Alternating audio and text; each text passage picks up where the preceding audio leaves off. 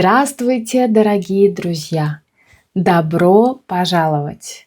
Сегодня нас ждет большая работа, потому что мы с вами послушаем и прочитаем одну интересную историю. О чем же эта история? Был такой русский писатель, которого звали Николай Носов. К сожалению, он уже умер. Николай Носов написал очень много рассказов для детей. Он создал одного персонажа, которого звали Незнайка. И в своих книгах он рассказывает о приключениях Незнайки и его друзей. Сегодня мы с вами прочитаем первую главу. Я думаю, что я создам несколько видео по этому произведению. Возможно, я создам отдельный плейлист. Итак, как же мы с вами будем работать? Что мы с вами сегодня будем делать? Сначала вы послушаете эту историю. Она довольно долгая, 10 минут. Вы ее послушаете и увидите текст на экране. Не переживайте, если вдруг что-то вы не поняли. Потому что потом, после того, как вы ее послушаете, мы прочитаем эту историю вместе, и я вам объясню какие-то слова. Приготовьте тетрадь. Я уверена, что вам придется записать много незнакомых слов. А еще лучше приходите в телеграм-канал, вы найдете ссылку внизу, потому что там, в телеграм-канале, я оставлю документ PDF, с которым я буду работать в этом видео. Так что приходите, ссылка внизу. А еще я готовлю программу для учеников, у которых уже уровень А2, Б1, и кто хочет не только учить грамматику, а скорее чувствовать русский язык. В этой программе мы будем очень много слушать, мы будем смотреть фильмы, мы будем очень много говорить на русском языке. Если вам это интересно и вы хотите поучаствовать в этой программе, то ссылку я оставлю внизу под этим видео в описании. Ну а сейчас давайте же начнем работать. Итак, сначала вы послушаете историю. После этого мы с вами вновь встретимся здесь и прочитаем эту историю вместе.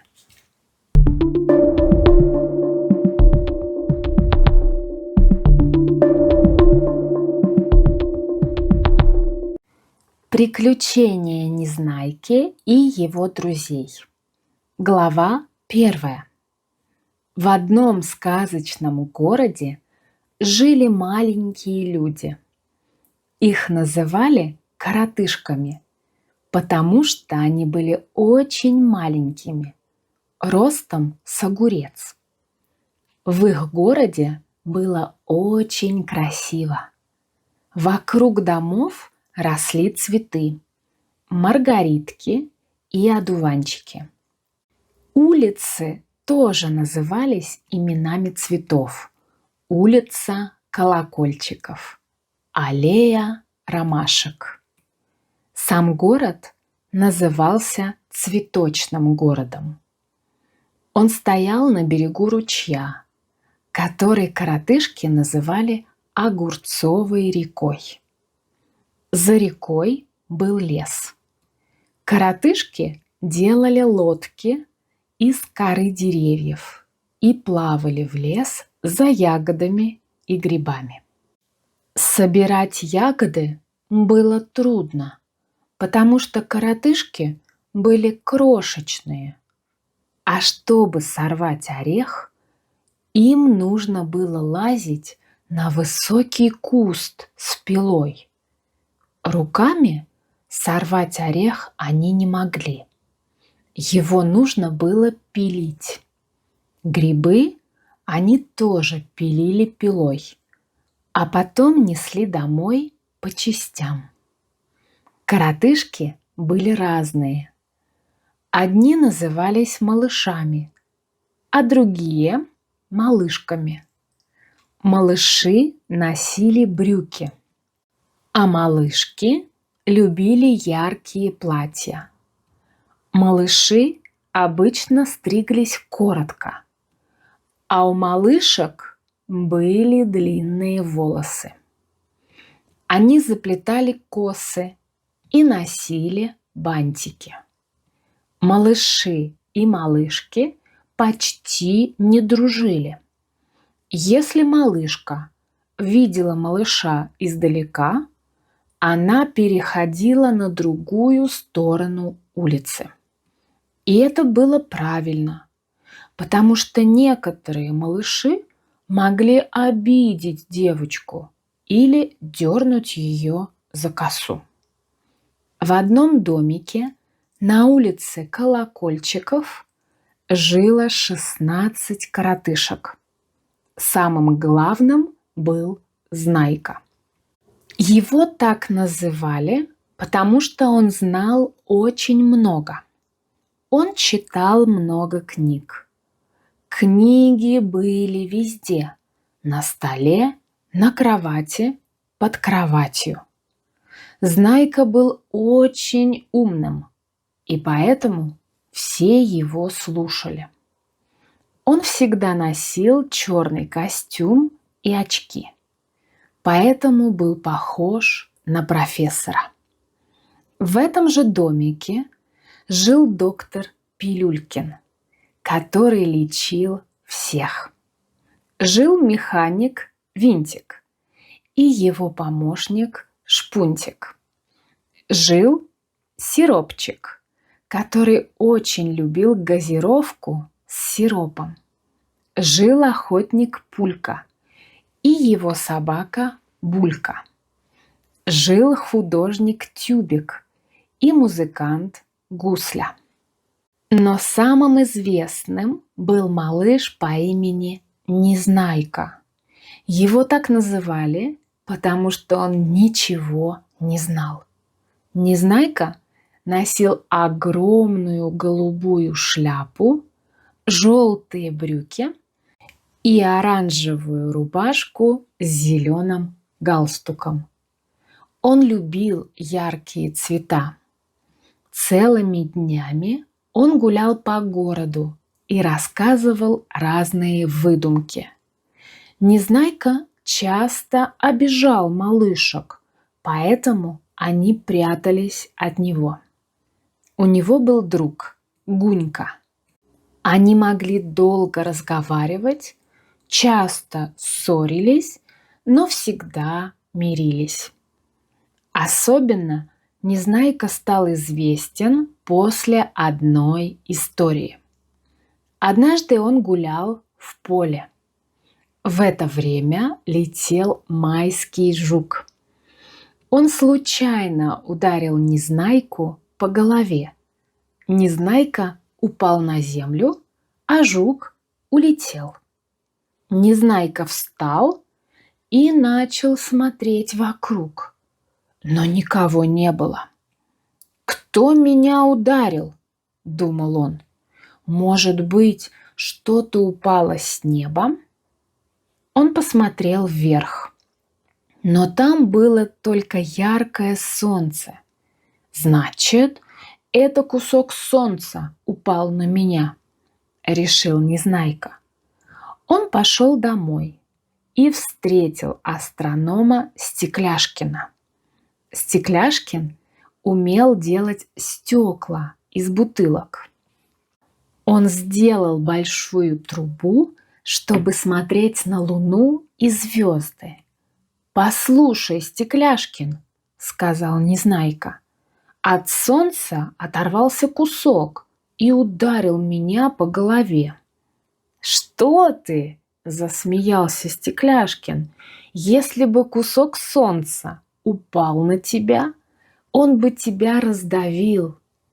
Солнце — это огромный горячий шар, оно больше всей Земли».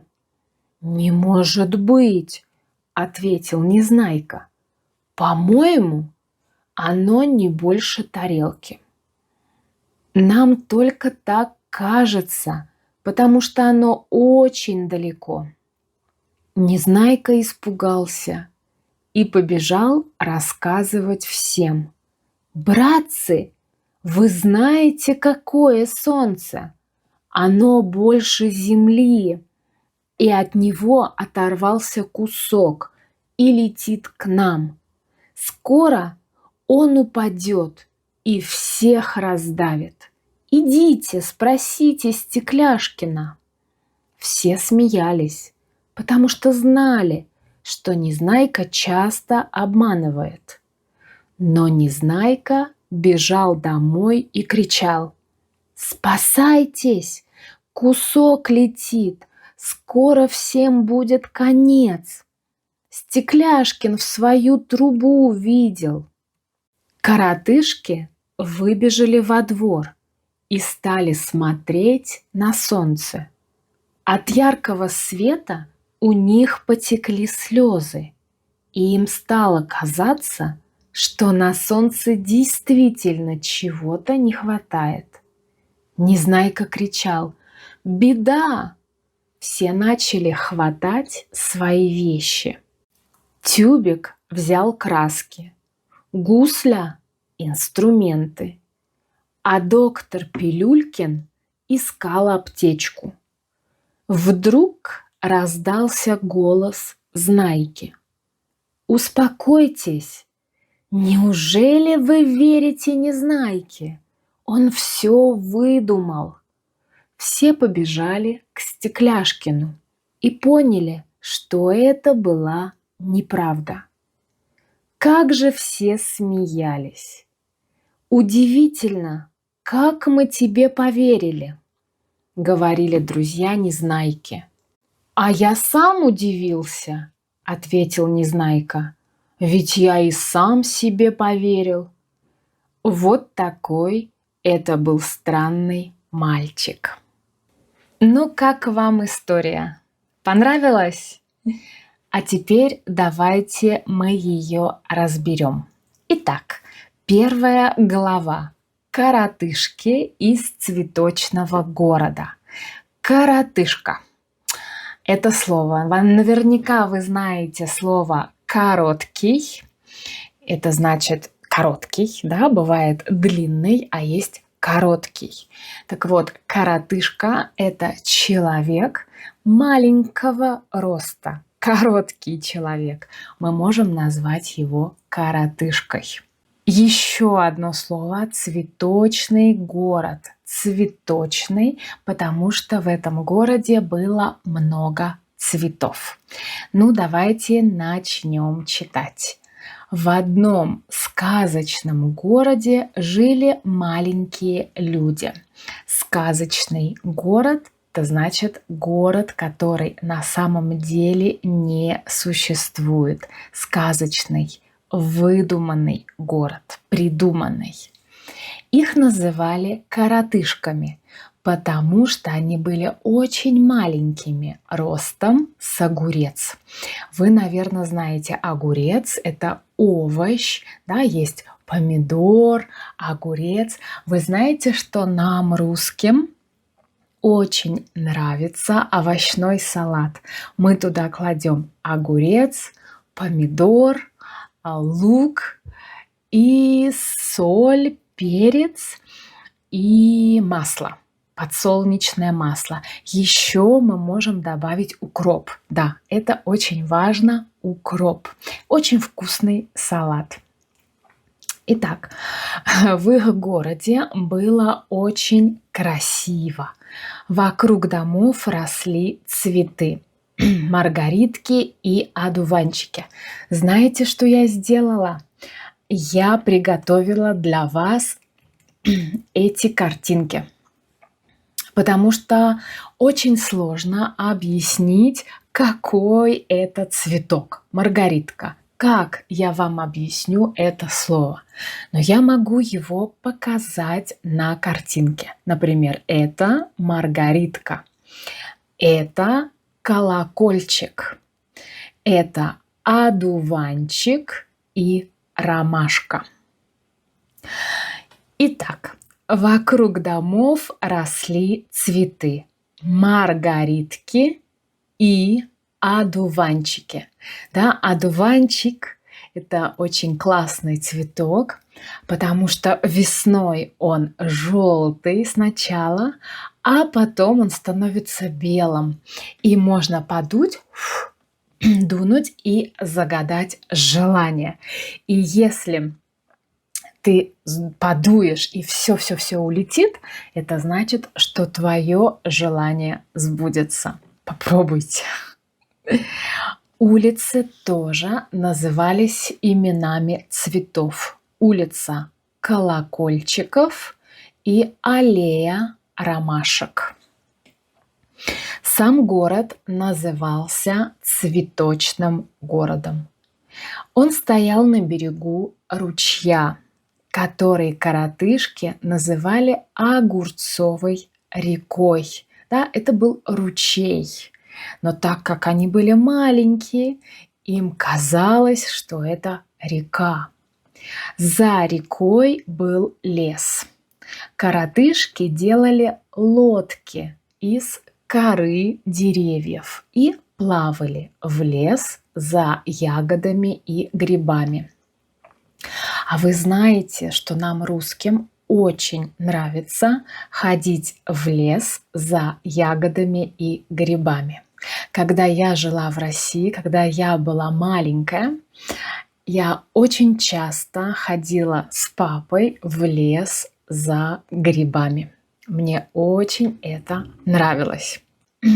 Здесь я тоже хожу за грибами, но очень редко, потому что здесь растут другие грибы, и я их не знаю. Мне нужно выучить, можно их есть или нет, съедобные они или нет.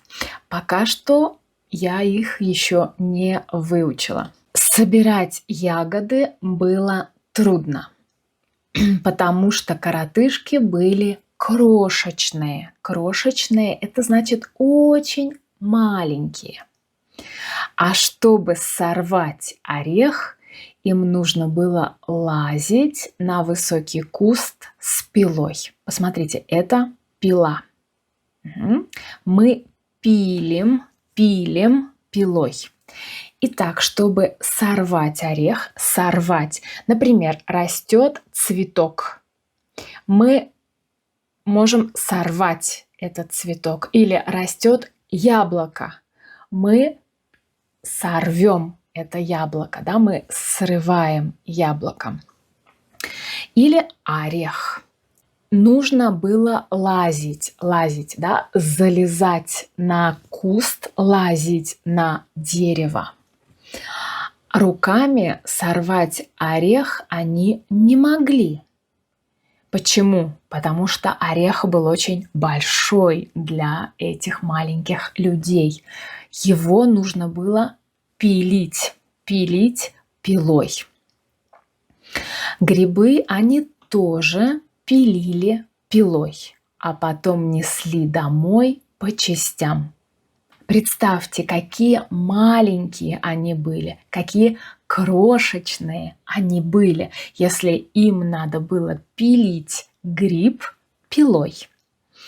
Коротышки были разные.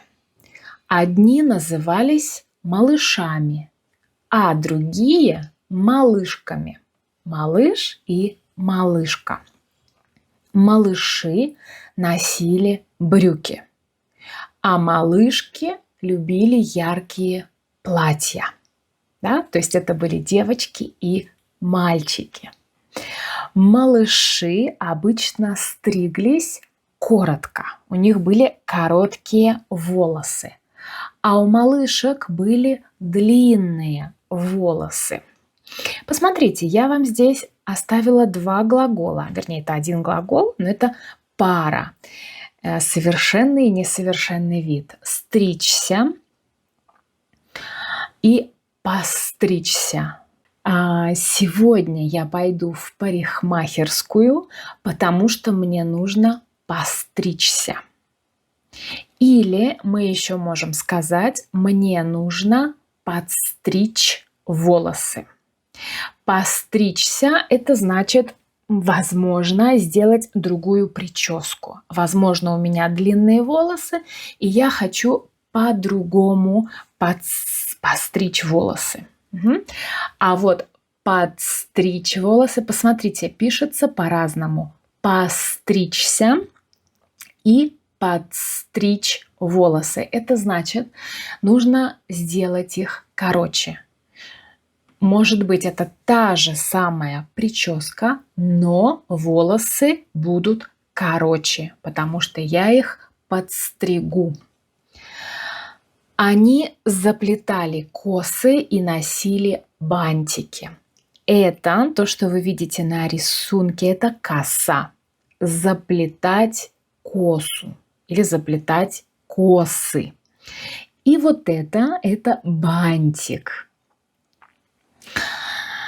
Малыши и малышки почти не дружили. Это значит, что они не были друзьями. Если малышка видела малыша издалека, она переходила на другую сторону улицы. Они, значит, даже не здоровались. И это было правильно, потому что некоторые малыши могли обидеть девочку или дернуть ее за косу. Обидеть, я не написала глагол несовершенного вида. Это глагол обижать, обижать, обидеть. Это значит сделать что-то плохое, да, сделать плохое другому человеку, и человек может почувствовать себя плохо, поэтому он обидится, ему станет грустно, и, возможно, он не будет с вами разговаривать. И дернуть за косу. Мы уже видели с вами слово коса, это коса, и дернуть, это значит дернуть, да, дернуть за косу. Особенно это делают маленькие дети. Когда я была в школе, когда я ходила в школу, мальчишки часто дергали за косички.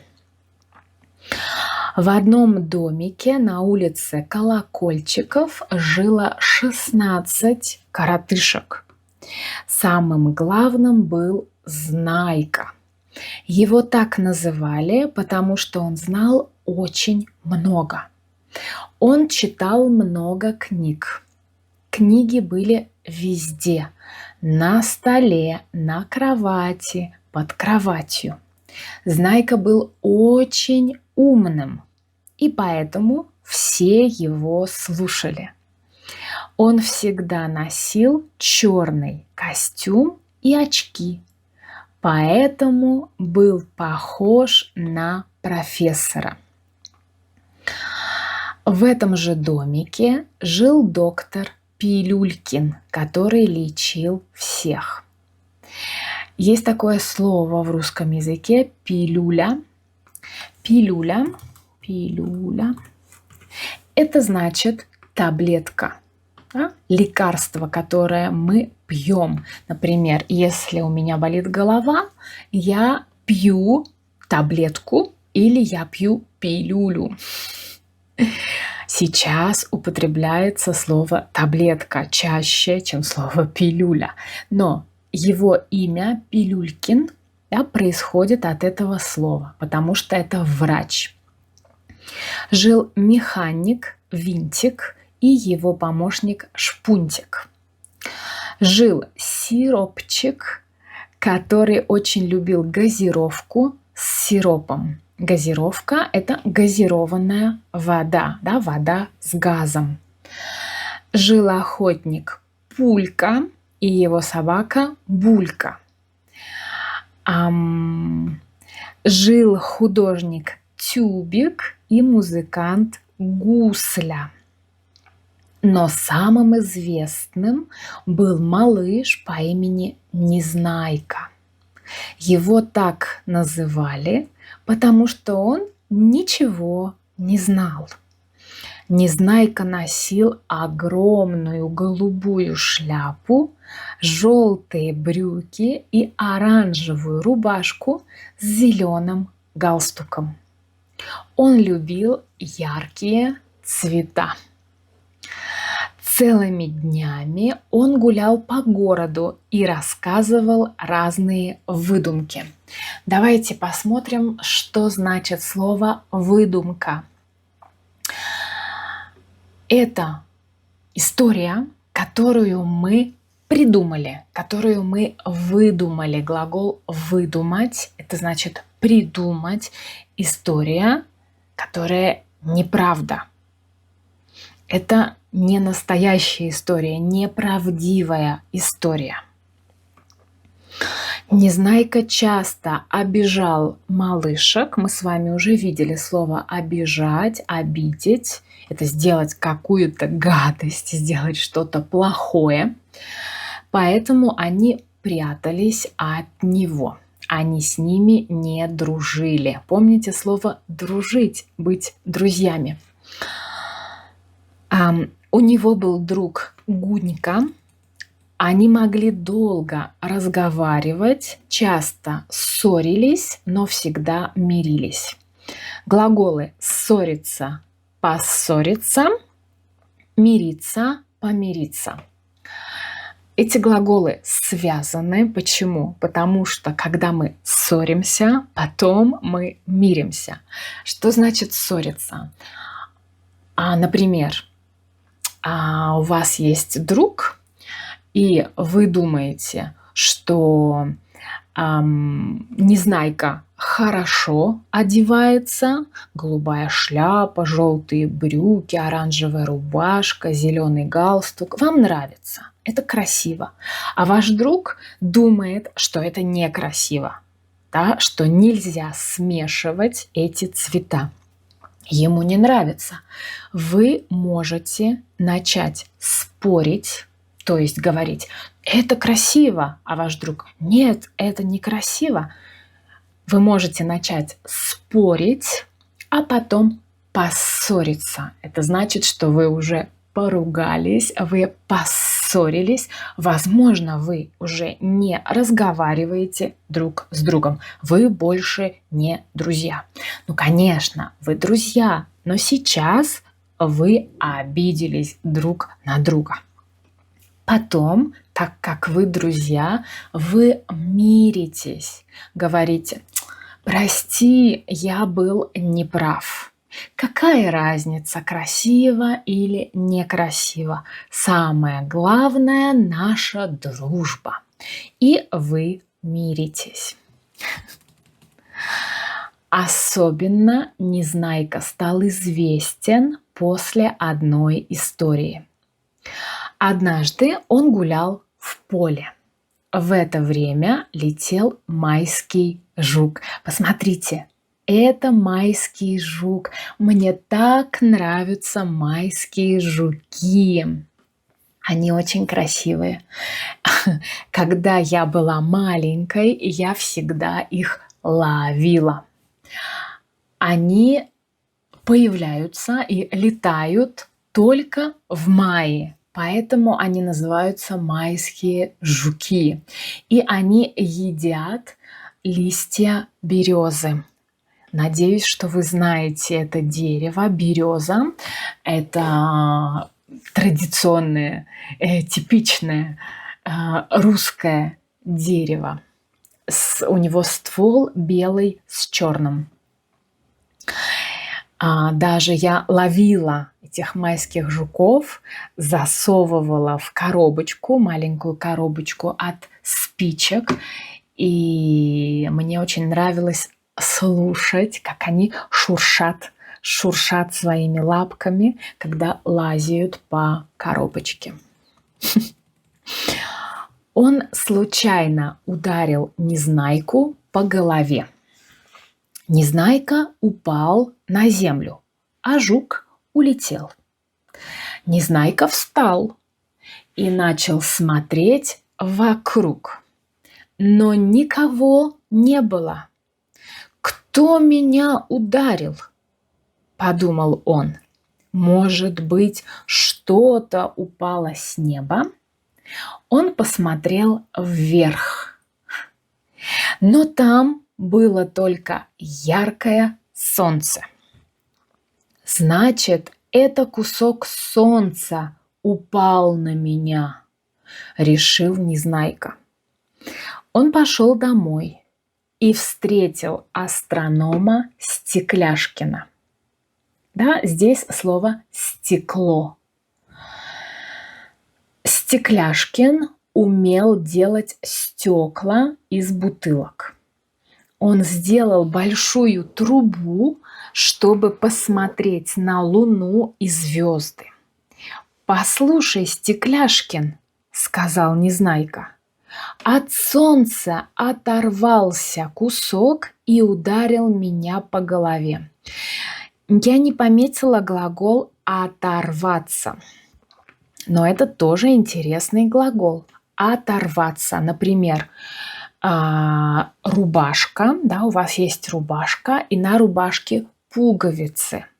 Так вот, пуговица может оторваться, тогда ее нужно пришить. Незнайка думает, что кусок, да, солнца и кусок оторвался от солнца, как пуговица от рубашки. «Что ты?» – засмеялся Стекляшкин. Выражение «что ты», когда мы удивляемся тому, что нам говорит другой человек. Стекляшкин удивился и засмеялся. «Что ты? Если бы кусок солнца упал на тебя, он бы тебя раздавил». Глагол «раздавить». Я не написала несовершенный вид. Это давить, давить, раздавить. Давить, раздавить. Например, представьте, жук, да, которого мы видели с вами, майский жук, он ползет по земле. Я иду, и я его не вижу. Я могу на него наступить. Если я наступлю на жука, то я его раздавлю. От этого жука ничего не останется. Это раздавить. Солнце – это огромный горячий шар. Внимание, слово «солнце». Здесь вот эта буковка «л» не произносится, мы ее не говорим. Солнце. Солнце. Это огромный горячий шар. Шар. Оно больше всей земли. Не может быть, ответил Незнайка. По-моему, оно не больше тарелки. По-моему, это значит, по моему мнению. Я думаю, что оно не больше тарелки. Нам только так кажется, потому что оно очень далеко. Незнайка испугался и побежал рассказывать всем. «Братцы, вы знаете, какое солнце? Оно больше земли». И от него оторвался кусок и летит к нам. Скоро он упадет и всех раздавит. Идите спросите Стекляшкина. Все смеялись. Секунду. Все смеялись, потому что знали, что Незнайка часто обманывает. Обманывать – это значит говорить неправду. Врать, да, синоним еще один. Обманывать или обмануть. Но Незнайка бежал домой и кричал: «Спасайтесь! Кусок летит! Скоро всем будет конец!» Скоро всем будет конец – это значит, что скоро все умрут, потому что этот кусок солнца всех раздавит. Стекляшкин в свою трубу видел. Коротышки выбежали во двор и стали смотреть на солнце. От яркого света у них потекли слезы. И им стало казаться, да, они подумали, они увидели, что на солнце действительно ничего-то не хватает. Да, что на самом деле и по правде что-то не хватает, чего-то не хватает на солнце. Незнайка кричал: «Беда!» Все начали хватать свои вещи. Хватать или схватить? Хватать, схватить – это значит брать, быстро брать. Тюбик взял краски, Гусля – инструменты. Да, вы помните, что он был музыкант, он взял музыкальные инструменты. А доктор Пилюлькин искал аптечку. Аптечка – это такой, как маленький чемодан, да, маленький чемоданчик, в который мы кладем таблетки, зеленку, йод, бинты, все необходимое для того, чтобы полечить кого-нибудь, если вдруг что-нибудь случится. Вдруг раздался голос Знайки: «Успокойтесь! Неужели вы верите Незнайке?» Слово «неужели». «Неужели» – это значит, вы по правде верите Незнайке? На самом деле вы верите Незнайке, потому что Знайка, он очень удивился, да, что все коротышки поверили Незнайке. Он все выдумал. Глагол «выдумать», глагол «придумать». Он все придумал, он все выдумал. Это неправда. Все побежали к Стекляшкину и поняли, что это была неправда. Как же все смеялись! «Удивительно, как мы тебе поверили», — говорили друзья Незнайки. «А я сам удивился», — ответил Незнайка, «ведь я и сам себе поверил». Вот такой это был странный малыш. Вот мы с вами и прочитали первую главу. Мы подошли к концу. Приходите в телеграм-канал, там я оставлю этот документ, этот PDF, чтобы вам было легче читать и учить новые незнакомые слова, чтобы вам было легче работать с этим текстом. Я вам советую послушать этот рассказ, эту историю еще раз, потому что теперь я уверена, что вы намного лучше все поймете. Слушайте как можно больше. Одну и ту же историю слушайте несколько раз. Так вы будете запоминать новые слова и выражения. Ну а я с вами прощаюсь, желаю вам всего самого доброго и увидимся в следующем видео. Пока-пока.